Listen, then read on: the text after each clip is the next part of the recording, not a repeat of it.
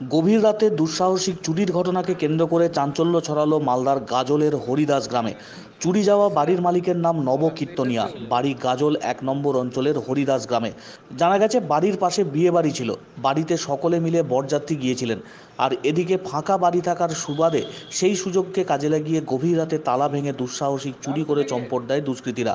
গৃহস্থের বাড়ির লোকজন বরযাত্রীর থেকে ফিরে আসার পর ঘরে ঢুকতেই চক্ষু চড়ক গাছ, দরজার তালা ভাঙা অবস্থায়, এছাড়াও ঘরের সমস্ত আসবাবপত্র লণ্ডভণ্ড।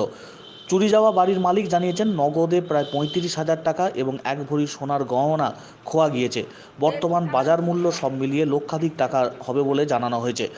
রাত্রিবেলায় গাজল থানায় বিষয়টি ফোন করে জানানো হয়। পুলিশের দায়িত্বপ্রাপ্ত আধিকারিকরা ঘটনার খবর পেয়েই ছুটে আসেন ঘটনাস্থলে। শুরু হয়েছে তদন্ত। সামগ্রিক বিষয়ে চাঞ্চল্য ছড়িয়েছে গোটা এলাকায়।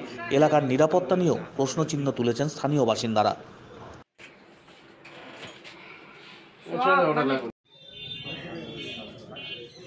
বরযাত্রীতে গেছিলাম আমরা। কোথায়?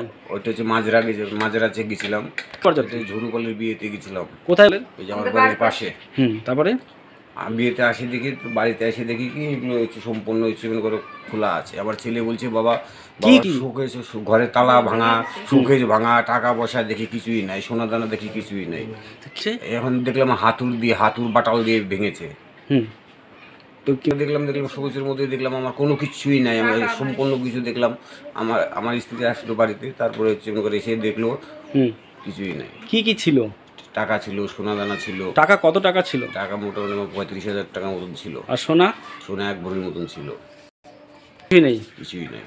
তো সন্দেহ নিজে চোখে তো দেখিনি, কাউকে তো দেখতে পাইনি, তো নিজে চোখে দেখতে পাইনি। নিজে চোখে যদি একটু দেখতে পেতাম কিংবা দৌড়াদৌড়ি ধস্তাধস্তি করতাম, যদি হাতের নাগালে আসতো কিংবা ধরতে পারতাম না, তাহলে তো ওর পিছনে লাগা যেত।